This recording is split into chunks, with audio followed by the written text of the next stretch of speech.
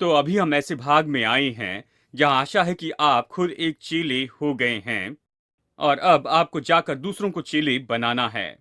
प्रभु ने हमें यही करने के लिए बुलाया है। अब देखिए, कलीसिया ने पूरे रूप में कभी यीशु की इस आज्ञा को नहीं माना है। उन्हें तो चेले बनाना था, लेकिन वो बस लोगों को बदलते चले जा रहे हैं। वो बस लोगों को जाकर ये बताते हैं कि आपको यीशु के पास में आना होगा ताकि आप नरक में न जाएं, और वो उस व्यक्ति को निर्णय लेने लगाते हैं इस आशा के साथ में कि वो नाश नहीं होंगे, नरक में नहीं जाएंगे, लेकिन वो उनकी अगुवाई नहीं करते कि वो यीशु के एक सच्चे अनुयायी हो जाएं। यहाँ पर चेले इस शब्द का मतलब यही है। ग्रीक शब्द जिसका अनुवाद चेला किया गया हमारे नए नियम में, मैं ये ग्रीक शब्द का उच्चारण नहीं करूंगा, लेकिन इसका मतलब है ऐसा सीखने वाला जो ये विचार देता है कि वो इन सारी बातों को करता है, शिक्षक ने जो बताई वो सारी बातें। यानी इसका मतलब है कि ऐसा जो किसी और की शिक्षा का अनुकरण करता है। यही तो W.E. वाइन्स कहते हैं, इस तरह से अपने इस एक्सपोजिटरी डिक्शनरी में इस तरह से बताते हैं ग्रीक और नए नियम के शब्दों के बारे में। इसका मतलब यह है कि ऐसा व्यक्ति जो दूसरे की शिक्षा का अनुकरण करता है। देखिए, कई बार पश्चिमी विचारों में हम ये सोचते हैं, जैसे मैं यहाँ पर कर रहा हूँ, मैं सिखा रहा हूँ, सत्य बता रहा हूँ, ये दूसरों को चेला बनाना है, लेकिन सच में ये उससे भी ज्यादा गहरा है। ये पूरा चेले बनाने का जो प्रचार करना है, जो कि इस सच्चाई पर आधारित है। देखिए, यहाँ पर हम इस बात को सत्य बता रहे हैं। अगर इसे सही तरीके से करे तो निश्चय वहां पर एक और व्यक्ति है जो चाहते हैं कि आप मेरी बात अच्छे से सुने। डॉन क्रो ये सारी बातें बताते हैं, तो फिर आप इसे लेते हैं, आप बैठ जाती हैं, आप इसके बारे में कहते हैं हस्तक्षेप होता है। और ये केवल ऐसा ही लेन देन नहीं होता जिसके बारे में हमने बातें की, लेकिन ये एक संबंध बनाता है उस व्यक्ति के साथ जो चेले बना रहा है। आप उनके भक्तिपूर्ण चरित्र को अपना आदर्श बनाते हैं, उनके गुणों को आदर्श बनाते हैं और उनके जैसे आप अपने जीवन में करने लगते हैं। देखिए, दूसरे शब्दों में पूर्वीय विचारधारा ये है, ये तो ऐसी है जिसे आज हम अप्रेंटिस कहते हैं। आप किसी व्यक्ति को तैयार करते हैं, उन्हें दिखाते हैं, आप उन्हें बताते हैं। देखिए, बताना बहुत ही महत्वपूर्ण है। देखिए, सत्य बताना, निर्देश देना बहुत ही महत्वपूर्ण है, लेकिन आपको करके दिखाना है। कोई आपको देखे, आपकी मदद करे हर एक बात में, और प्रभु ने हमें बस यही करने के लिए बुलाया है। देखिए, प्रभु ने केवल हमें उद्धार ही नहीं दिया, यानी केवल पापों की क्षमा ही नहीं दी।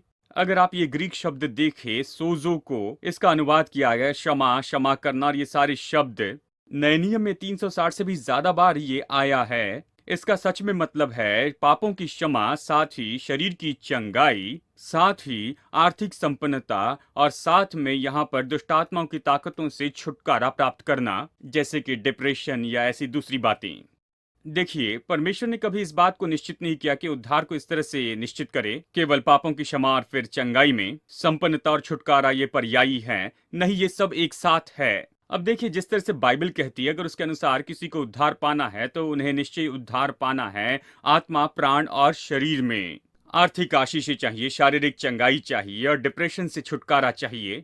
और इसका कारण ये है, ये इसलिए ज्यादा नहीं हुआ क्योंकि चर्च, अब मुझे मालूम नहीं कि ये जानबूझकर किया गया है या फिर अनजाने में किया गया है, लेकिन चर्च ने यीशु मसीह के जो निर्देश थे उन्हें बदल कर रखा है। यीशु की आज्ञा थी कि जाकर चेले बनाए, और ये लोगों को बस बदल रहे हैं। वो लोगों से कहते हैं पापों से पश्चाताप करो कि तुम नरक में न जाओ, लेकिन उन्हें इन सारी सच्चाई में लेकर नहीं आते हैं। वचन के इस भाग को देखिए, मत्ती अध्याय 28 वचन 19 और 20 कहता है, इसलिए तुम जाओ, सब जातियों के लोगों को चेला बनाओ और उन्हें पिता और पुत्र और पवित्र आत्मा के नाम में बपतिस्मा दो, और उन्हें सब बातें जो मैंने तुम्हें आज्ञा दी हैं मानना सिखाओ, और देखो मैं जगत के अंत तक सदा तुम्हारे साथ हूं, ऐसे कहता है। आमेन।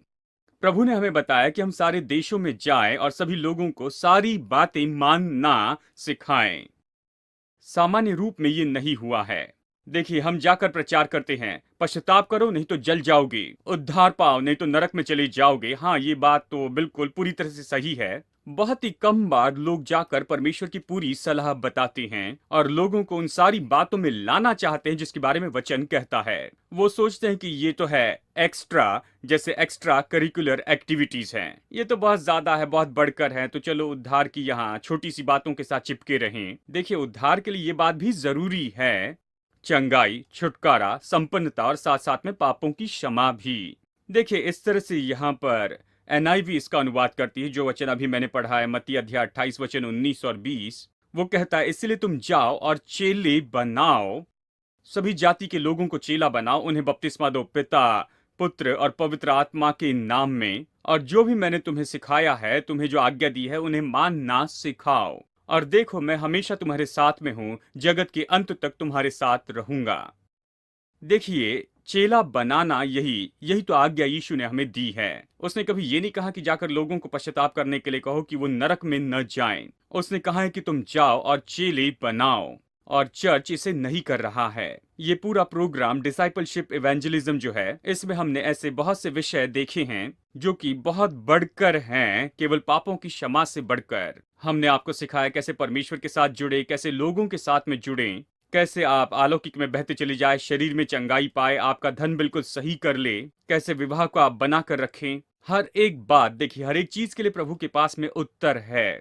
लेकिन वचन कहता है रोमियो 10:17 में, इसीलिए विश्वास सुनने से, परमेश्वर का वचन सुनने से आता है। ये सारी बातें आपके जीवन में ऐसी अचानक नहीं होती हैं।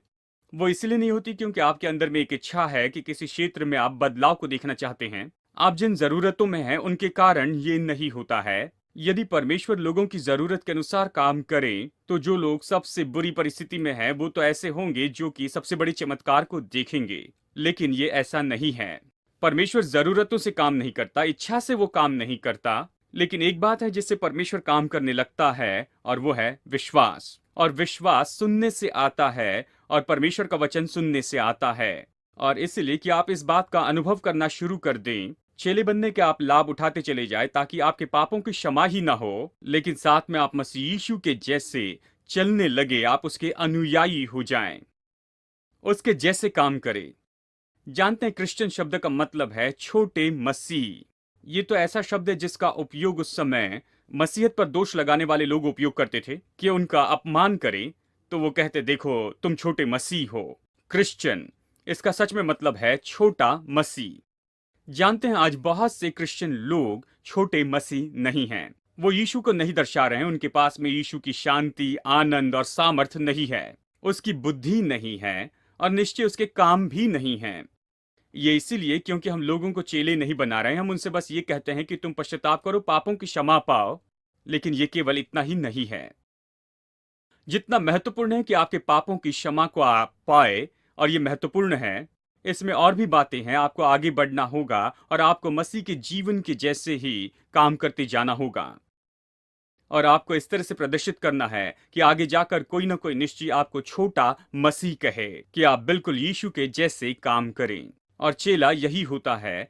अगर आप प्रभु के वचन को नहीं जानते तो ये नहीं होगा। और यही तो कारण है कि ये पूरा कोर्स प्रभु वचन के ऊपर जोर देता है। और इसलिए हम प्रभु वचन लेते हैं। तुम सत्य को जानोगे, सत्य तुम्हें आजाद करेगा। यूहन्ना अध्याय 8 में यीशु ने यही कहा। वचन 30 से 32 तक में आप देखिए, यीशु ये बातें कर ही रहा था कि बहुतों ने उस पर विश्वास किया।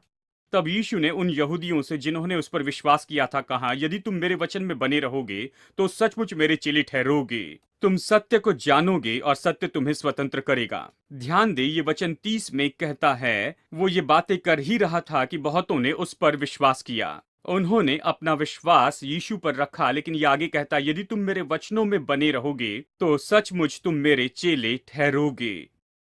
केवल यीशु पर विश्वास करने से आप चेले नहीं बन जाते हैं। चेला तो वो व्यक्ति है जो किसी की शिक्षा का अनुकरण करता है, एक ऐसा व्यक्ति जो उससे सीखता है। चेले शब्द का असली अर्थ है कि सीखने वाला।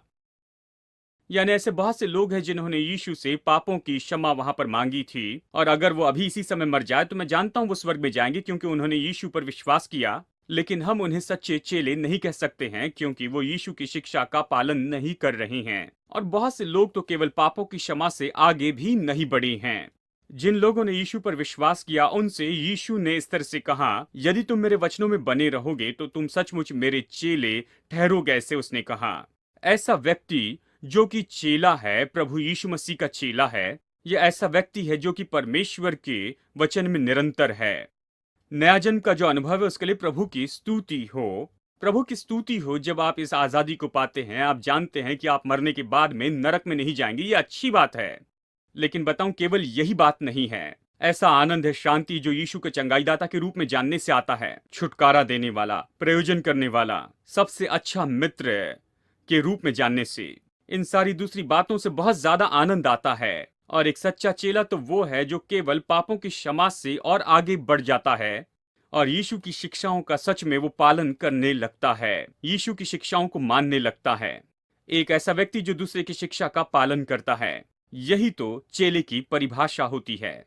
मेरी प्रार्थना है कि सीरीज के द्वारा आप खुद एक चेले बन जाएं, या कम से कम आप उस दिशा में आगे बढ़ते चले जाएं कि आप आगे यीशु के चेले हो जाएं। और फिर हमारा काम यह है कि परमेश्वर ने जो हमारे जीवन में काम किया है और दूसरे लोगों को चेले बनाने में मदद करते जाएं और वो प्रभु यीशु मसीह के सच्चे अनुयायी हो जाएं।